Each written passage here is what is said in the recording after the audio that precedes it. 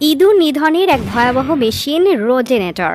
এটি এমন এক মেশিন যা ইঁদুরের জন্য কবর খুঁড়ে দেয়। গর্তে থাকা সব ইঁদুর মুহূর্তের মধ্যে বিনাশ করে দিতে পারে।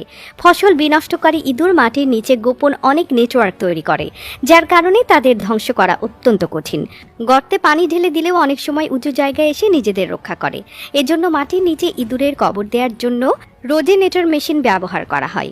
এজন্য প্রথমে ইঁদুরের মূল গর্তের সন্ধান করতে হয়। গর্ত খুঁজে পেলে সেখানে মেশিনে লোহার পাইপ ঢুকিয়ে দেওয়া হয়। এরপর প্রোপেন ও অক্সিজেন মিশ্রিত গ্যাস ছেড়ে দেওয়া হয় গর্তে। এই গ্যাস গর্তের কানায় কানায় পূর্ণ হয়ে যায়। তখন সুবিধাজনক অবস্থায় রোজেনেটর মেশিনের বাটনে চাপ দেওয়া হয়। এতে গর্তে ধামাকা ঘটে যায়। কোনো ধরনের কাফন ছাড়াই মাটির নিচে দাফন হয়ে যায় ইঁদুরের। সাধারণত ইঁদুর গর্ত খনন করে বা পাথরের নিচে বাসা তৈরি করে, গাছের গুঁড়িতে পচন ধরে বা বনের মেঝেতে অন্যান্য ধরনের আশ্রয়। তারা গভীর পাথরের ফাটল বা গুহায় এবং ছোট গ্রামের কুড়েঘর থেকে বড় শহরের ভবনে